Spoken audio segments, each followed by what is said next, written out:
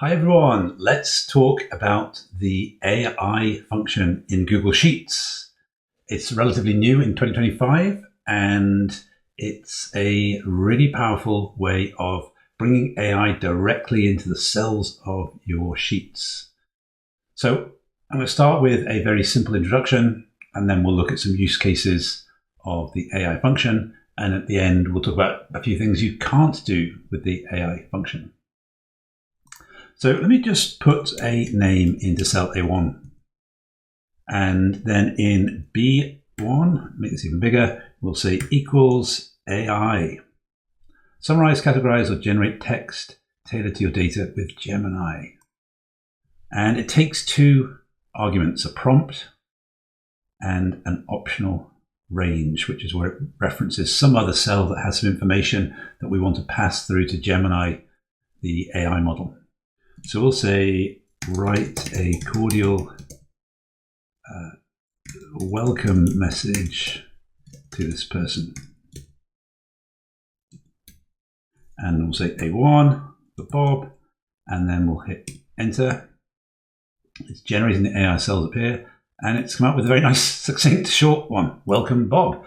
So entirely pointless, really, but I just really wanted to show you the mechanics of the function before we get into some more real world use case examples. So keep it very simple to begin with. So we have AI, let's say the function name, open the brackets, open a quote and close a quote, and then in between the quotes, we write our prompt.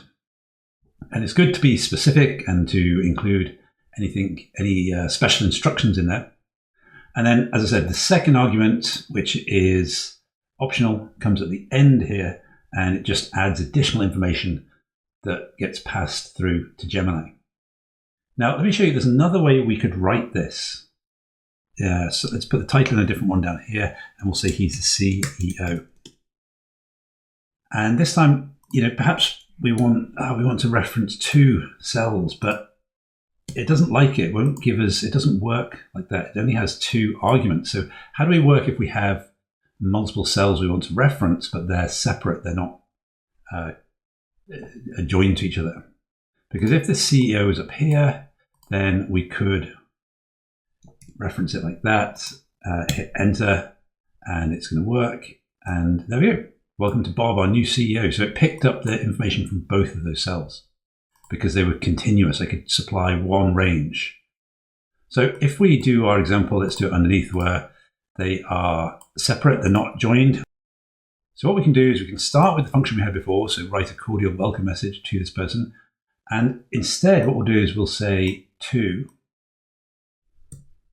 and we'll leave a space after the to, close the brackets, ampersand, and then we'll say Bob, then ampersand, open the bracket, open up the quotes again, and we'll say whose title is, and then we'll close the quotes, we'll do an and we'll click this last one down here.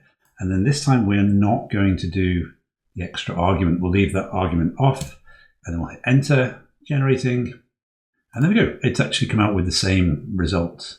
And just for clarity, just to make sure you understand what I've done there, if I copy the string that inside there, all I've done is if I just put that as a equals without the AI wrapper and I hit enter, what we've done is just generate this piece of text here. And then that becomes the prompt here. So it's essentially just saying the same as if I'd copied this and pasted that in there with the quotes, of course. That's what it was. That's essentially the message we're passing through to Gemini. We're just doing one step before then where we concatenate, we combine those text cells. All right, so that's pretty much what you need to know about the AI function at this stage. Let's go and see some real world examples now. So in this example, we have some reviews for our Airbnb property. And, they're pretty big, long reviews. And I want to get a quick sentiment analysis at a glance of. So what we can do is just come over here to the right and I'll just make this a little smaller. We'll say equals AI. Then I'll put in my prompt, categorize the sentiment as positive, negative, or neutral. We'll close the quote. And then very importantly, I need to refer to the cell C2 so that it knows the review, where the review is, what the review is. We'll hit enter. Yes, I'll do the autofill to do them all. And there we go. It's done the first one. You can see positive, a few negative ones, and another positive. And if you read them or you scan them quickly, you can see that it's worked just as expected. So that's doing sentiment analysis. An absolutely fantastic use case for this new AI function, and much, much harder to do if you weren't using the AI function. Let's do another sentiment analysis, and let me show you another way we can do it. So I'm going to this time use the insert column to the right, insert AI column to the right, which just automatically generates a column in my table with the AI function preloaded, which is quite nice. What we'll do is we'll put the prompt in. So rate the feedback in this review between 0 and 5, with 0 being the worst score and 5 being the best score. And of course, make sure we reference the review. So we'll hit enter. Yes, we'll do the autofill.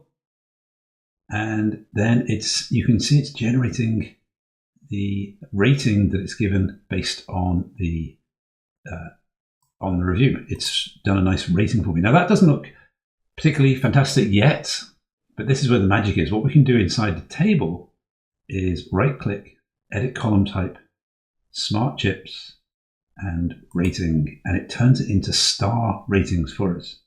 Now, if you're not working with tables, instead what you can do is just highlight your data, insert, come down here to smart chips, and then click rating that way. So if you're not inside a table and you don't want to do the column type, you can just change them via the insert menu under smart chips for rating.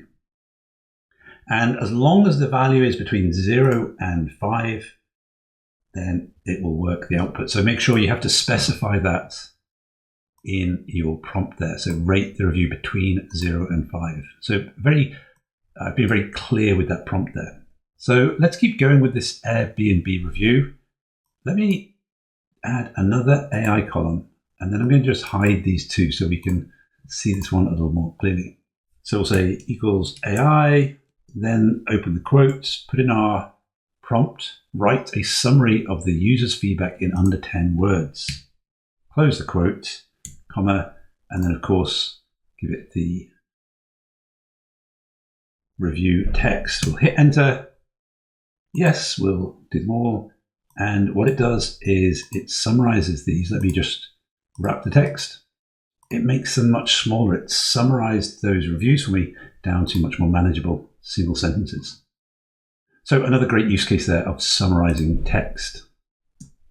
All right, let's move to a different example now, and let's look at categorizing text with the AI function. So suppose we have a big long list of electronics products, and we really need to group them to perhaps put into a catalog or on our website or something. And it might be kind of tedious to go through one by one and figure out what the broad category is yourself. So we'll insert an AI column, put my prompt in, and this time the prompt's a little longer. Categorize the product into one of these consumer electronics categories: audio, home entertainment, mobile device, wearable, etc., etc. And so I've given it the categories that I want.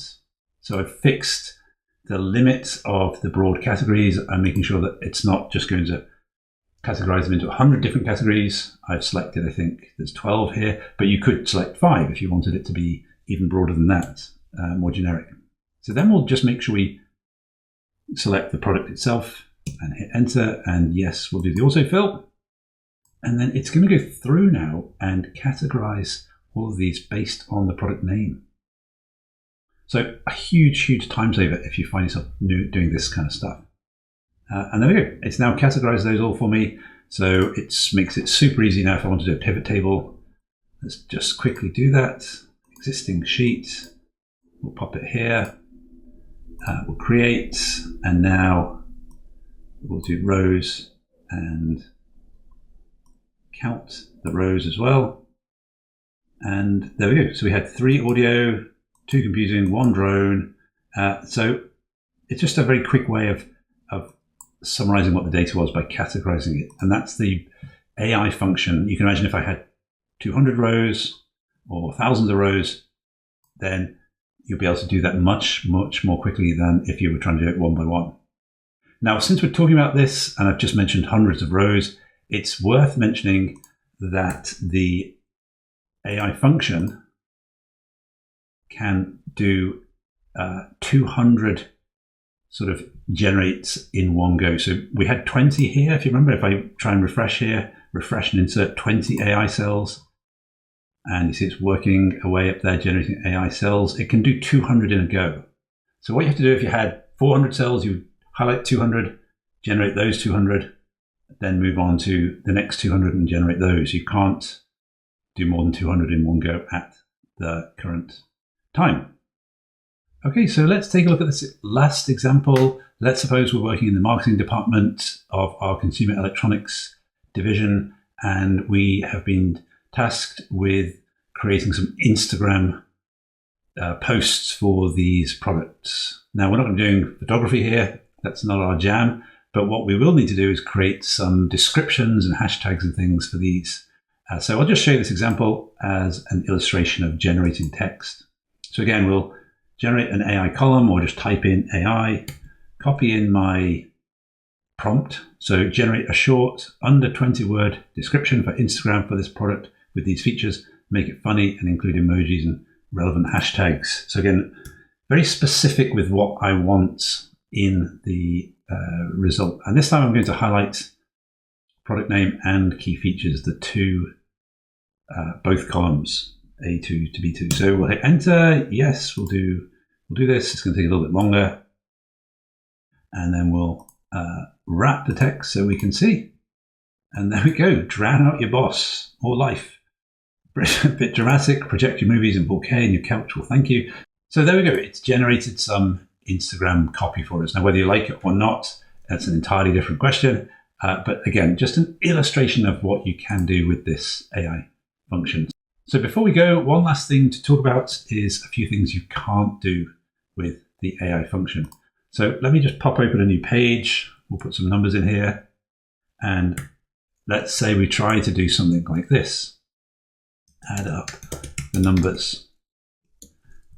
And then we give it a range.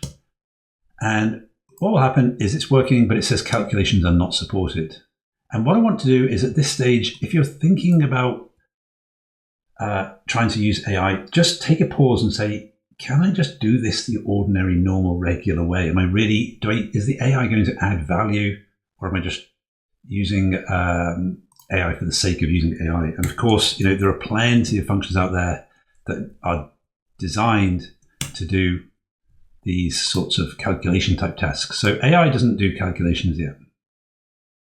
It also doesn't do nesting. So if you try to say if, and then we just said this is say greater than 2, do the AI function, write a welcome message, and then if if it's not there, just put a 0. If we try and nest the AI function inside an if or use other functions with the AI, it cannot be used with other functions. So the AI function can only be used on its own.